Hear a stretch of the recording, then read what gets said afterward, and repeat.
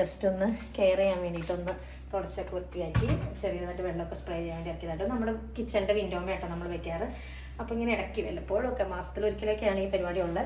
ഒന്ന് ഇറക്കിയിട്ട് എല്ലാം ഒന്ന് സ്പ്രേ ചെയ്ത് അതിൻ്റെ ഇലയൊക്കെ ഒന്ന് അഴുക്കുണ്ടാവുമല്ലോ, അപ്പോൾ അതൊക്കെ ഒന്ന് തുടച്ച് കൊടുക്കും. പിന്നെ നമ്മൾ ഈ ഫീഡായിട്ട് ഉപയോഗിക്കാറ്. നമ്മൾ ആൾക്കാർ ചോദിക്കാറുണ്ട് ഓർക്കിഡിന് എന്താ വീണ്ടും പൂവുണ്ടാകാൻ വേണ്ടിയിട്ട്. ഞാനിപ്പോഴും ഈ ബേബി ബയോ അതിനകത്ത് എഴുതിയിട്ടുണ്ടാവും എങ്ങനെയാണ് ഫീഡ് കൊടുക്കേണ്ടതെന്നുള്ളത്. മിക്കവാറും റെയിൻ വാട്ടർ യൂസ് ചെയ്യും കേട്ടോ നനയ്ക്കാനായിട്ട്, അത് ഡൈലൂട്ട് ചെയ്യാനായിട്ട്. എന്നിട്ട് അതൊരു 2 മാസം കൂടുമ്പോൾ. ഇതിന് ഒത്തിരി വാട്ടർ വേണ്ടാത്തൊരു ചെടിയാണ് ഓർക്കിഡ്. പിന്നെ ഇങ്ങനെ പുറത്തേക്ക് കിടക്കുന്ന അങ്ങനെയുള്ള വേരുകളൊന്നും നമ്മൾ കട്ട് ചെയ്ത് കളയത്തില്ല. ജസ്റ്റ് ഇച്ചിരി ഇങ്ങനെ ചീത്തയായിട്ടുള്ള, ഇപ്പോൾ ചങ്കിയായിട്ടുള്ള ഇങ്ങനെ ചീത്തയായിട്ടുള്ള വേരുകളൊക്കെ ഉണ്ടെങ്കിൽ അതൊന്ന് കട്ട് ചെയ്ത് കളയും. അതുപോലെ പൂവുണ്ടായി കഴിഞ്ഞിട്ടുള്ള തണ്ടുകളൊക്കെ ഉണ്ടല്ലോ, ഇപ്പോൾ ഇത് പൂവുണ്ടായി കഴിഞ്ഞാണ്, അതൊക്കെ ഒന്ന് കട്ട് ചെയ്തെടുക്കും. പക്ഷെ അതിൻ്റെ പൂവ് കഴിയാത്തോടത്തുനിന്ന് വീണ്ടും വരും കേട്ടോ.